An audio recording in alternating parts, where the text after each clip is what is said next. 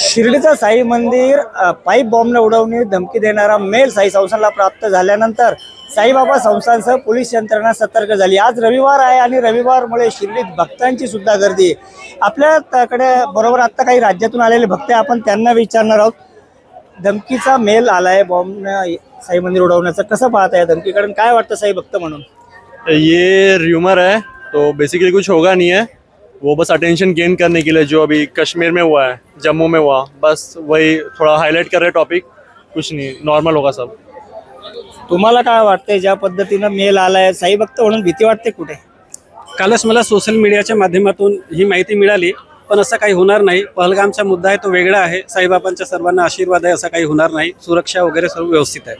तुम्ही कुटुंबासह इथं आलात, काय कसं सुरक्षित वाटतंय का? साईबाबावर पूर्ण विश्वास आहे, इथे काही होणार नाही, बस एवढाच विश्वास आणि एवढा शब्द बोलू शकतो। मात्र कुटुंब बरोबर आहे, मग अशा अफवा येतात, कसं वाटतं त्यावेळेस? काही नाही वाटत आम्हाला, आमची श्रद्धा आहे त्याच्यावर, आम्हाला छान वाटते इथे। काय अशा ज्या अफवा पसरवणार लोक असतील धमकी, काय काही अपोहा आहे, काही नाही, बाकी काहीच नाही आहे। बाबाचा आशीर्वाद आहे, काही अपोहा आहे, काहीच होणार नाही, असं कुठे घडणार नाही, महाराष्ट्रात घडणार नाही। इथली जी सुरक्षा व्यवस्था आहे ती कशी वाटली एकूणच? खूप चांगली आहे व्यवस्था, व्यवस्थित सगळं काही प्रॉब्लेम नाही आहे।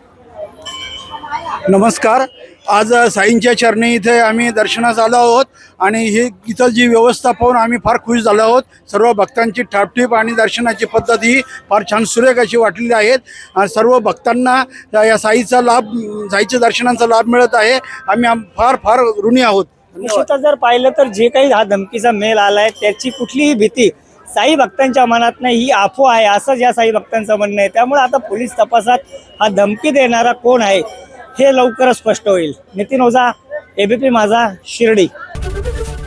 एबीपी माझा, उघडा डोळे बघा नीट।